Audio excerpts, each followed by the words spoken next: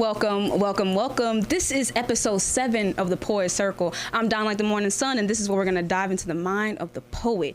All right, y'all. Today, entering the Poet Circle, we have a poet, a teacher, an educator, a person who truly embodies the performing arts. I brought her here because I love the way she writes and how I feel by the way she writes. All right, so I don't know if you're at your home, in your cubicle, or in your car, but if you got your hands, please put them together for the Billionaire bride. How are you?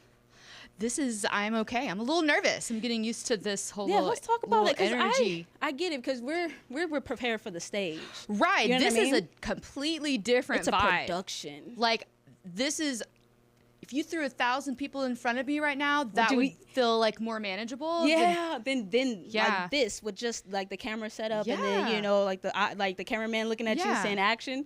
It's totally different. I think that is I'm not sure if we're like stepping into the acting world or that kind of feel, but it feels like that. But you know what I want to do? I'm gonna disarmor you. It's still just us having a conversation, and it's still us being the poets that we know. Look at you. Look at me, and I'm looking at you. Okay, we're good. And you're so fashionable, by the way. My thank goodness. Okay, so I want to ask everybody that comes into the circle, when did you fall in love with poetry? Yeah, so that, by the way, I love the fact that you sent me all these questions because I have never had the chance to really think about Some of these things, exactly. this craft, this artistic practice, because it's something I've been doing for so long, and it's, it was hard to really like nail down. But yeah, so when I first fell in love with poetry was not when I first started writing. Okay. It's when I first started teaching it. Wow. Yeah. Like understanding. Yeah. Well, and not necessarily that. In high school, I hated poetry. I didn't enjoy reading it. I felt like poems had to rhyme. Mm-hmm. That was really difficult for me. They give you a format just to follow that, and I hated it. I would ask my grandfather, he was an English major, anytime I had a poem that was due, I'd say, "Hey, Pops, I need a poem for class," and he'd write me a poem because I was just like, this sucks. Yeah, and most people do. It's interesting. And so, yeah, I didn't really consider myself a poet. Mm-hmm. I'd been writing for a really long time, but not because I sat down and decided I wanted to write a poem. And so then when I started teaching, this was right after COVID times. Before that, I was a choir teacher. And so like all of my background previously teaching wise and like school wise was with music. Nice. I was going to be an opera singer, about Oh my God, I didn't know that basically about you. like musicals, music theater. Yeah. I've been in a lot of music theater. I can tell. I can tell. That's why I said performing been, arts. Mm-hmm. And just the way you perform. When I started writing, it had nothing to do with like formal poetry. Gotcha. It was that I needed a release. There was a part of me during that time in my life that I didn't realize was just kind of dead. I think I had spent most of my life trying to make everyone else happy, trying to do things the way I thought people expected me to do things, and I was not very successful at that. I failed pretty miserably in trying to like do what everybody else thought I should. So that really became so alcohol was involved. And like I said, I don't think I realized that there was a part of like the real Kristen. I'll call her like the authentic Kristen, like the real me, if you will. Like I don't know that I had ever really given her much thought. Because again, like as a woman and like growing up in church, like I had grown up, I mean, there is a persona that you're supposed to present. You're taught how you are supposed to feel about, these certain areas of society, about behaviors, it's right, it's wrong. And, I was very, very, very into like, all right, this is what I'm supposed to believe. And so I think what died a little along the way was like what I actually thought, like what the real experience of just living life versus all these things that I was taught to believe and how I was told to behave. Like I had started to suffocate my real self. And so, alcohol was involved, and I was in a moment that I was not super comfortable with people around me, but you're going along with things or whatever. And then I just pulled out my phone and then I just started to write, and that just really became my practice. Yeah. And so over time, it was very much a release. And it's interesting because, like I said, it wasn't I sat down to like write a poem, but I mean there were elements of poetry there. Yeah. And like that was not technique. intentional. I really like now I really think poetry is like the language of the soul. Like it is that connection to the divine and to all things spiritual, because here we are living like in this world, and when we just describe, and our words are so limited when we talk about like, okay, well, this mic is this long, but it's the experience, it's the emotion that the language and elements of poetry help us to connect to that feeling, because it's even with those elements of poetry and with words, there's still something that is just, it's felt. And we do our best even with poetry to try and describe that experience, and articulate but that. it's felt before it's written down on paper. And is it like almost like that we know it too? Yeah. It's felt, but we can't, like you said, most people aren't able to tap in yet. Yeah. Being able to like articulate it with their words. Right. And then when they hear other poets or like poets that do this for like a living or something, like, okay, no, I know what that is. Like you said, I felt that before. Yeah, and that's like what we do when we listen to music. Yeah. Whether it's the lyrics to a song or just like the kind of the mood of the song that we listen to, or even if it's something that doesn't have lyrics. I mean, if it's the marching band, like the way that rhythm is structured, like it's going to pep us up. And so like we can describe that experience like, man, like I'm ready to go like play some football. Yeah. I don't love football. But yeah, right. But anyway, or like that. Sport. So I mean, we assign words to it, but we feel it first. Yes. Yes. And so poetry is the literary version of like this just experience of feelings and using words to recreate that emotion. But yeah, like I don't know that I really understood the poetry until I started to teach it. Gotcha. Because like I said, I was teaching choir, and then after COVID, God bless COVID, all you weary teachers. Oh man. Man, COVID and education has just It's been that's a whole nother podcast. That is a whole nother podcast. Y'all got the worst end of that. Imagine teaching choir during COVID. Like, what do you do? I mean, we had to stand 6 feet apart. We had to stand 6 feet apart. For a good portion of it, and New Mexico was really different than Texas was during COVID times. Okay. So much stricter. Yeah. But so we had to sing outside. Wow. So we couldn't, like indoors, we couldn't sing because singing projected so many more, airborne things. Yeah, germs. Yeah. So, I mean, here we are like, all right, I'm trying to teach choir online. And that's really when I thought like, okay, there are some things with this poetry thing that I can include in an online version of choir, so, but then after COVID, it was just like, I'm not feeling choir anymore, but there was also an opportunity for me to go back to like this middle school in Hobbs, New Mexico. Shout out Heiser Middle School. Shout out. So this is what I want to do teach too. ELA. Teach so ELA. Like it was definitely, it's like I can write. I know how to write. Like I can do this. This is sure, but this interesting like interjection of the poetry in the way that I have learned to write poetry was something that I added, and just watching the students fall in love with the poetry. Really?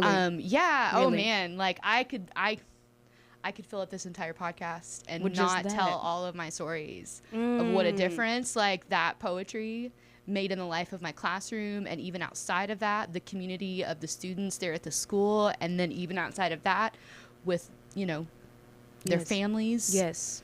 It's like I mean, you said. I watched this practice literally transform these sixth graders. They were not the same they came in. As they came in.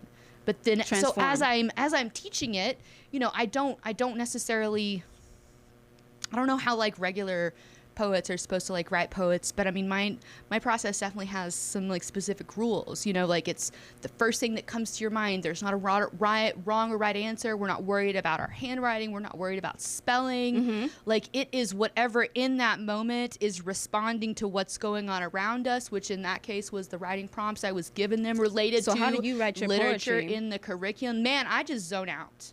It is this urge that I need to sit down and just be with myself. Okay.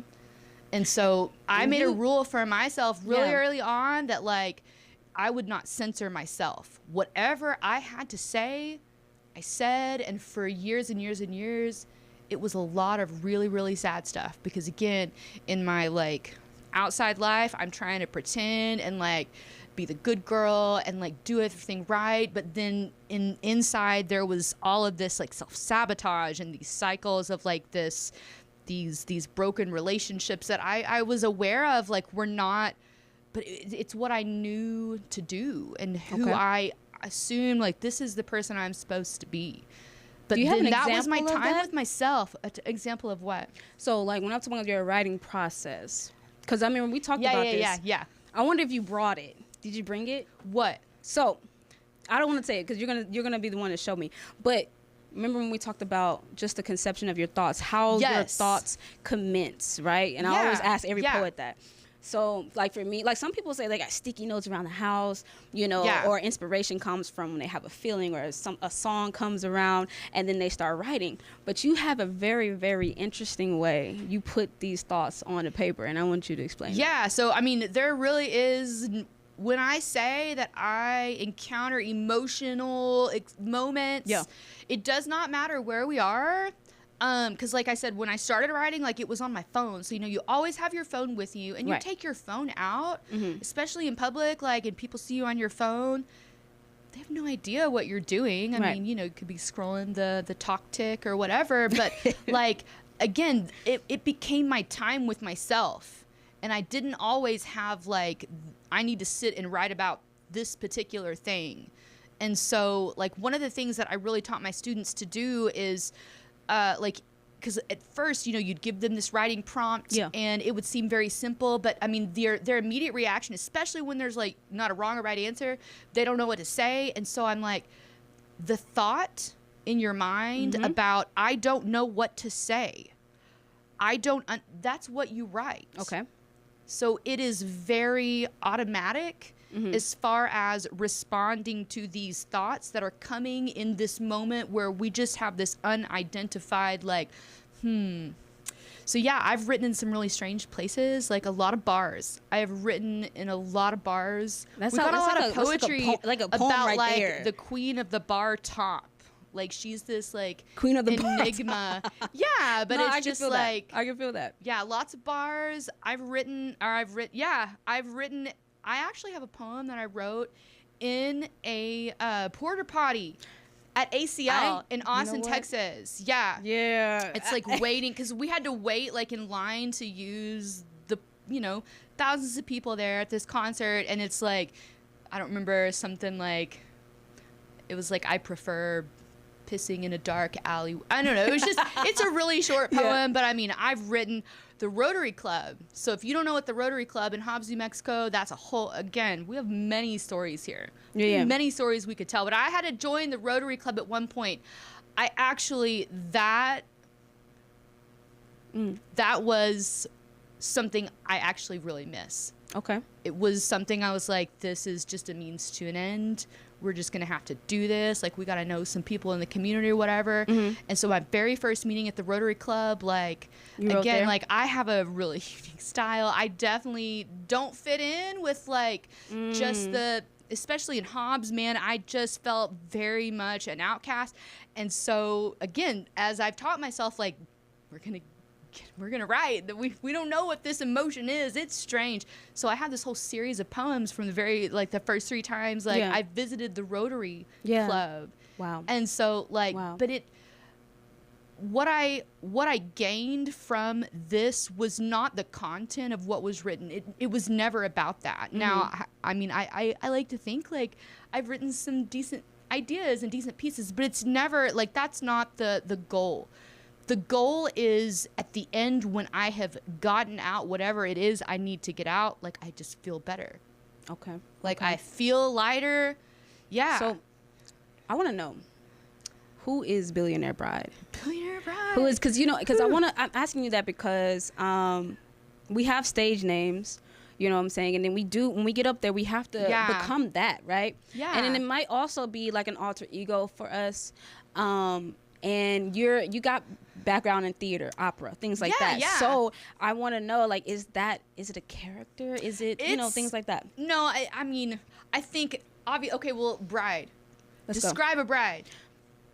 White dress. If I had my little Jeopardy soundtrack. Right, white dress, give very me some pretty. characteristics of a bride. Wife. White dress, white, okay? Mm-hmm. What else? Perfect. Perfect. You know what I mean? Put together, pretty. Together? Okay. So things like that. Yeah, well, I mean, it's funny because, like, you do think bride and, like, you have that, like, magazine kind of editorial That's what I'm thinking. Like, image she's in your put mind. together. She is but, like, ready for the runway. It's definitely, like, the outfits are, they're a little out there. They're a little strange. She's a little bit of a hot mess, but she's polished, you know? And then, like, I had the earrings. I didn't wear them today because I'm going to be myself. I'm Kristen Joy today. Okay. Talking about the Billionaire Bride persona.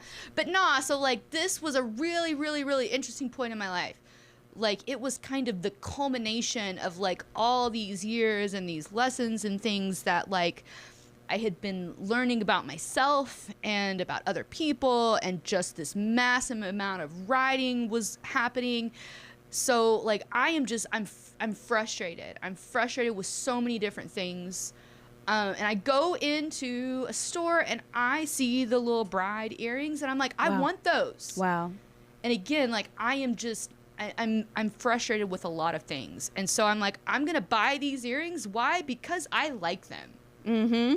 Am I in any way a bride? No. Like, but then thinking about like, especially like growing up in church, you know, like the bride of Christ and in Christianity, like, and you talk about white, when someone's past doesn't necessarily match up with that white persona, it was this idea of forgiveness. Okay. Which is what I was learning. I was learning really deeply to like forgive myself because of everything that I called a mistake and everything that I deeply regretted. And I lived underneath this like shame for years and years and years. And so the Billionaire Bride is this person who has learned that like the things that she wanted as far as how she wanted the world to see her, she had to learn to see in herself. Got you. Yeah. And so, I mean, it's definitely related to this idea of shame, but this person who has made peace with that shame. And so rather than, I mean, if we could relate like shame to a color, it'd likely be red, depending on your culture. I did learn that there are stark cultural differes with this idea of shame. Wow. Yeah. Especially with colors, you know, but I guess I would say in the culture of a white evangelical woman, we would associate like red with shame. Yeah. You know? Yeah. And so white is everything, you know, opposite that. But it's also sacrifice and like... Yeah, it is. Man, and purity. It's bloodshed too. I read a lot about battles and fighting. A lot of war. Wow. We talk about a lot of war. So let's get into your writing, because like we're here for that. I know I'm here for that. You also got me. You printed me out something. So I did. Is this one of the things you're going to be reading? I'm not going to do that one now. Okay. I came overly prepared. That's what I'm talking overly about. prepared. So where you were going, I shall follow. So what I want you to do, I want you to whatever the first poem that you have prepared. Do you mind just reading us something, because I love your work. The first poem? Yeah. Well, now, okay. Yeah. All right. Well, then I am going to do your thing. I want you to get right into it. So, because this is what we're all here for. We want to hear the Billionaire Bride. Well, and I read this poem to you, like, when we met. And then I was like, I don't perform this one often at all. And I won't do it, like, performance. Yeah. Because it's a vibe. Because... like I said, I was angry. When I wrote this, I was angry. And I was angry at specific people. Yeah. But again, the underlying issue that I was learning that this anger was from, that I was mad at myself for like playing it small forever. And then it's now that you're trying to do something that's really important and different. Like, it manifested in like all this anger towards others, but Okay. it's really, this is to myself, but it is edited because again, it's such an angry vibe. Like I want to be really careful about this is because my other work, I think the things I do most commonly they're very opposite from this. But anyway, this is the birth of the Billionaire Bride. Yes. PG. Rated PG. Bridezilla, Billionaire Bride. Basically, don't mess with my special day. Today's about me, not about you. Mess with my day and I'll mess with your ego. I'll call out your simple, small-minded, play-it-safe mentality because this billionaire bride knows her worth and will not settle for less than what she deserves, less than what she deems as valuable because this bride's price is over your head. She cannot be bought with your petty plebeian currency because she does her deals in dreams. Her transactional approach does not include money or cash. Her gold cannot be weighed or measured because this billionaire bride knows her worth and will not see her returns diminished because of your miscalculated investment. She is the bride of a lifetime saving for something special, and if you cannot see what is standing before you, then make your way to the funeral because this is the beginning of life, not death.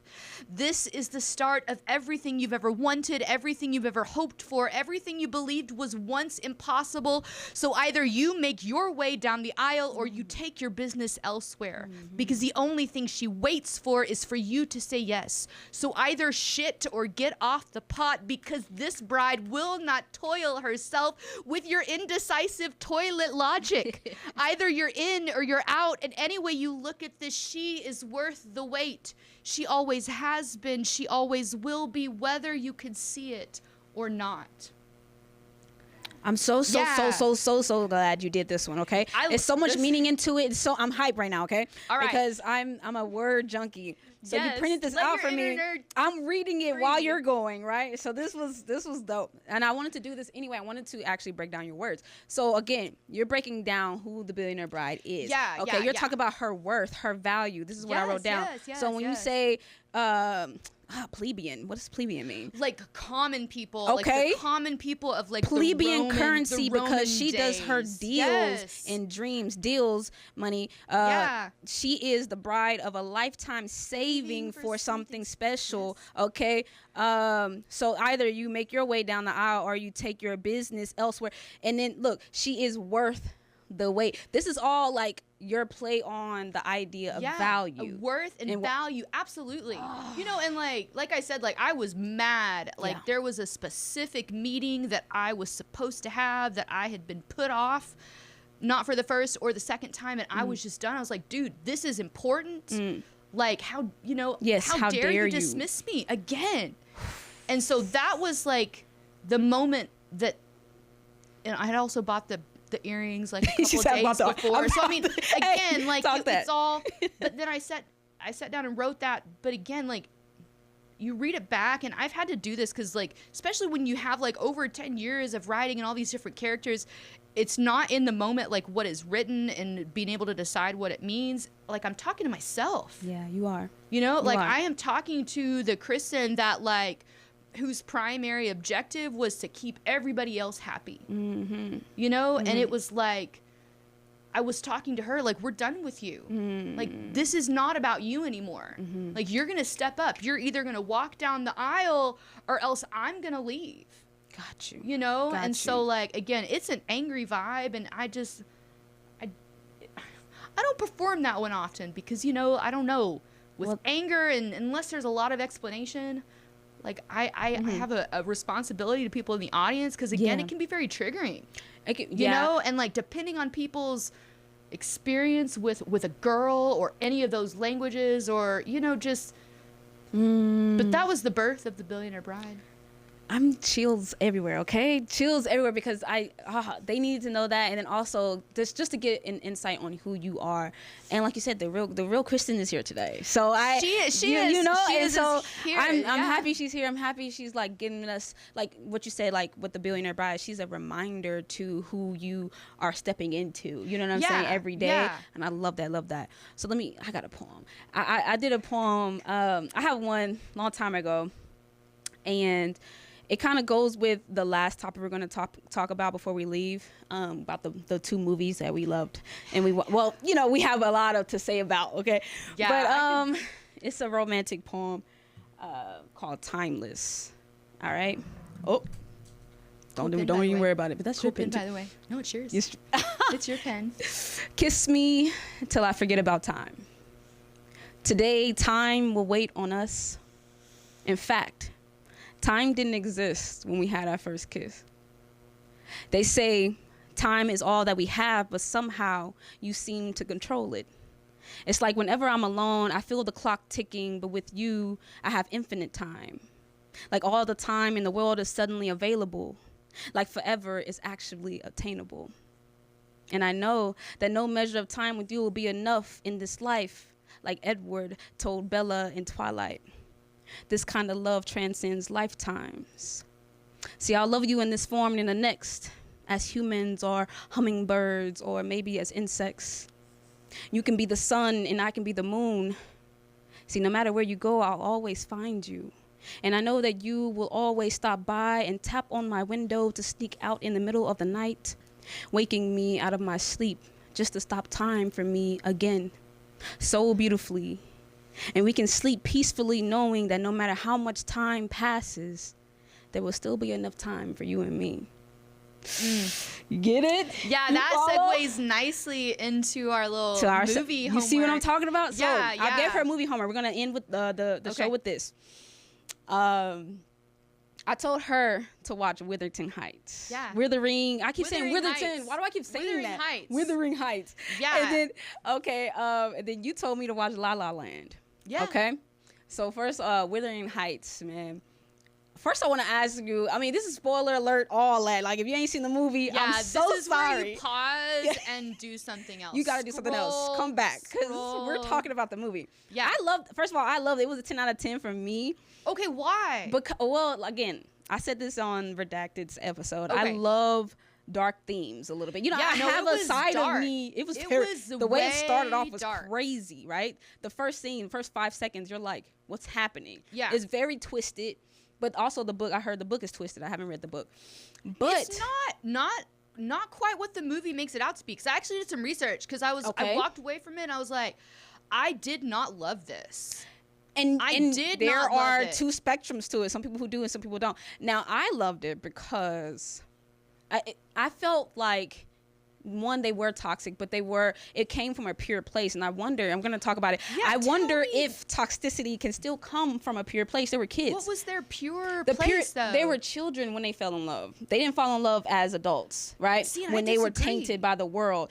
Okay, so this is what I'm thinking. So my take, they were kids and they knew each other for real. Like, outside of everybody, her dad, like, he didn't have anybody. They only had each other. They actually knew each other. So the love grew from there. And then, okay, so she has to go off in life. She has to make a life for herself. And she knows that she can't build a life for him. Because she said, we might be beggars. We might be, you know what I'm saying? We might not have an actual life. So it was still her responsibility as a woman to kind of establish herself. And the only way she could do that is if she married off, right? But she still loved, she professed it. She said, I love him, but I can't be with him. She dies. She kind of dies a little bit before she moves on. Actually dies. Before she Dude, and that was a whole dies. vision, a whole scene right there with, like, the leeches and... Right. The scenery was crazy. And I was like... Yeah, I did not leave feeling super well after that. Like, I was like, you really can't. You're crushed. Is a lot. It's supposed to crush you because love is crushing. But I also feel like, again, their love was pure. And I feel like if they weren't playing games with each other, because they started falling in love with the chase. They fell in love with the game of, oh, I want you. You're gonna do this. Oh, I'm gonna make you mad at me. I'm gonna make you want me and lust for me. I didn't see, like, okay, because so like the little dude's under the bed. She discovers him, and then once Dad was like, well, I guess he's gonna stay here. Yeah. She was like, you will be my doll if I want to make you. She did. What does she say? She's like, if I want to make you, like, I forget, bro. But it's like, if I want to tuck down to you, then I'll talk. Oh, just you gotta pinch me or something. If you don't act right, then I'll punish you. Yeah. If you treat me right, and so it was like that. and I kind of took it like the whole thing, because like toxic AF, I will say. Yeah, it was. That's what I say. It but was. I don't think love has to be that way. It does but not. I think there's It does so not. many aspects of love that we participate in that are toxic. They are not good for us. Yeah. But then I wonder, it's like, is that because that's what we're told? Like that I love think has it's- to hurt? Yeah, Like, do no, we no, no. gotta I play don't think we're told games that. with each other? I Is it think that it comes supposed from a place to? of pain. I think that, you know, when all you know is pain, that's the only thing you can Yeah. exude. That's the only thing you can show and express yourself through.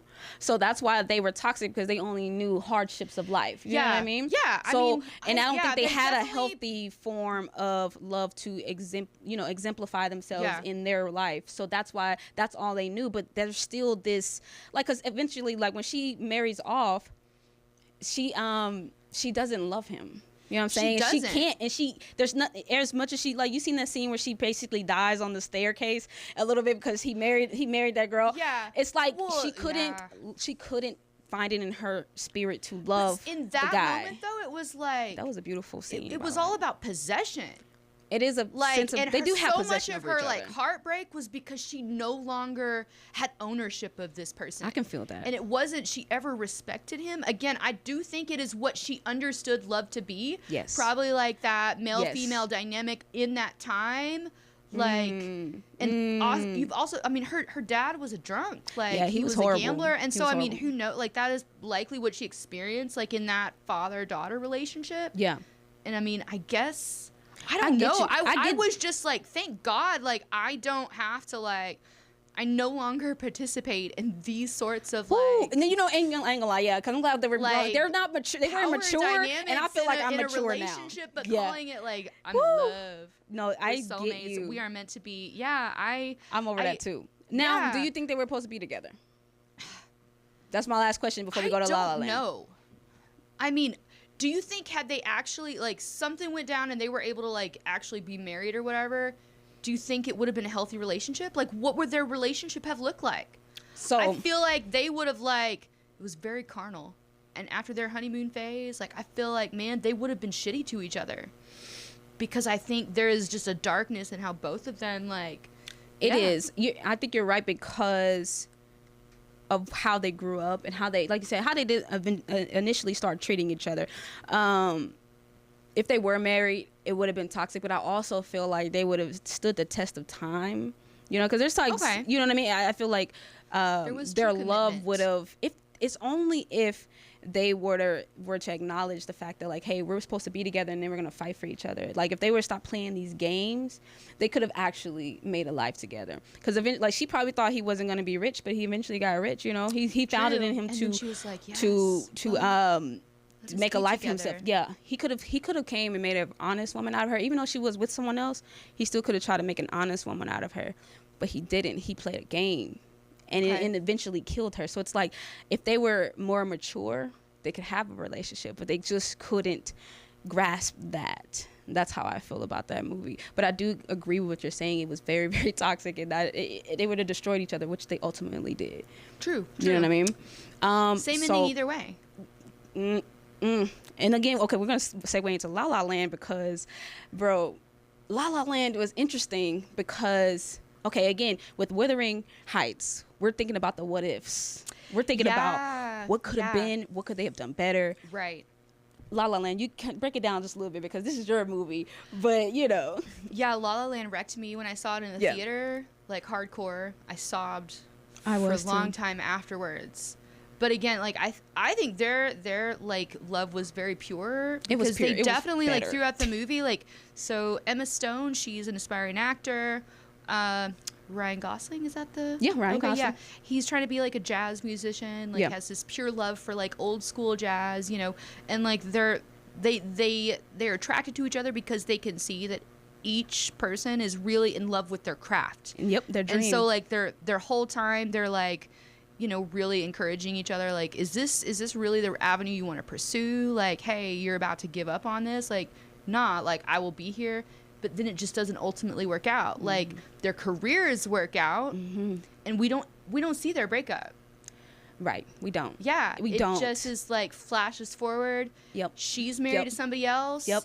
And then they're out just randomly. There's traffic, and she's like, "You want to go this way?" Just on a dime, and they just happened, the club that like that was Stumbling. like his heart and soul to start, and they walk by and she goes in, and then they make eye contact, and then it's like all of the scenes of what could have happened. What could have been. And okay, I'll ask you the same question just like I did with Withering. Do you think they should have been together? You know, I don't know. I don't think with that one, I don't think there was a bad ending either way. It wasn't. And I think like the look and the smile that like they made eye contact At the end. I think they both knew that. Like Yeah. I think there was like this like, man, you did it. And it was an appreciation for the time that they had together.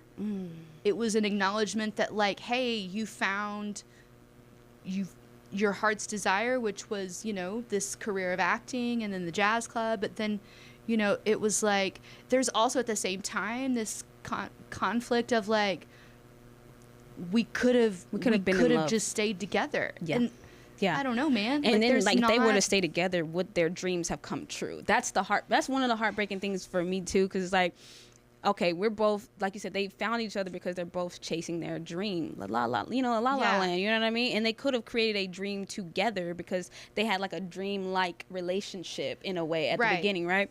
And then it came down to, you know, are we gonna have this dream or this dream? That's how I Right. looked at it, you know, because I'm playing off the La La Land title, and it's like, you know, eventually they like, I need to follow my dream. I got to follow my path in life. And then it sucks because sometimes when you follow in your own path, that person that you love may not come with you. They may not be able to. It's not meant for them to come with you. You know and what I that mean? like again, like it. Yeah, heartbreaking. I don't know, man. Like It's heartbreaking. Yeah, it is heartbreaking, but it, like I think that exchange, their look at the end, like it was just like Confirmation. It was gratitude. Like it was. I mean, it's also kind of tainted with like what could have been, but it's like they're that. cheering each other on. They're going their separate ways, but they're like, you did it. Like, you know? Yes, So it's an acknowledgement. Yes, of Yeah. course. And like you said, I'd like the word appreciation because it is. It's like, because I love you enough to like see you happy doing the thing that you said you Right. were gonna do. Exactly. And I'm okay. I can live with that. You know what I Yeah. mean? But I'm the hopeless romantic in me just wants Oh, it's the still love heartbreaking. too. You know what I Yeah. mean? Like it's like I want to be in love and have my dream, but is it possible? Is it Yeah. possible to have both? I don't know. And it's like I don't. You know, most of the time you don't see both. Most of the time. Sometimes you can. Maybe in, like like, I got the love of my another life and universe. I pursued my dream. Like Yeah. it's very rare. But again, it's all a la la land, and then we're living in the dreams that we create. You know what I'm saying? Right. In a sense. But either way it goes, I just thought that was awesome. So I want to leave you with this. Well, with your last remarks, I want to ask you, as a writer, what is your journey? What is your quest as a What writer? is my quest? Yeah, I thought about that one. That was the hardest question for me Really? to figure out. But I think my quest, like as a writer and especially like as a performer or a teacher, it's just to give other people permission to be a little more okay with the parts of themselves that they are ashamed of. You know, a little bit further. like What you think? if you need to cry, just to allow yourself to feel whatever it is that you feel in that moment, even if it's painful, because again, like joy comes in the morning. And so it's like we know joy because we know pain, and if we spend our lives trying to make that pain go away, then we end up with some, you know, diagnosis, and we're on medication, and you know, and it's just like life, it's darkness and it is light. Like we know one because we know the other. And so it's like what will we do with that information and making choices in the future? But it's like I feel like my quest is to give permission to other people to do a little bit of that work. Yes. Or at least like ignite the little spark. The spark You know, is that's their just own as journey important to take. Yeah. But it's just like, what is dying inside of you that like needs a little breath of fresh air? Thank you for the permission to do that, because a lot of people, like you said, the word shame is good because like people are ashamed to feel those things. They think maybe Yeah. it's shunned, you'll be shunned upon, or it's just, you know, something you're not supposed to visit. But the duality, Yeah. you know what I mean? The duality lives in all of us, and if you're in tune with both, it makes you just that much more powerful. Yeah. You know what I mean? Well, thank you so much. No, I thank love you. you, Billionaire Bride. No, this is amazing. Thank you so much. Look, hey, this is episode 7 of the Poet Circle. We just had the Billionaire Bride here. If you made it all the way to the end, please leave some circles in my chat, okay? Just to make sure you're tuning in and you're tapping in with the content. Let me know in the comments section, okay? But either way it goes, find the poet within, keep creating, keep exploring, and always peace.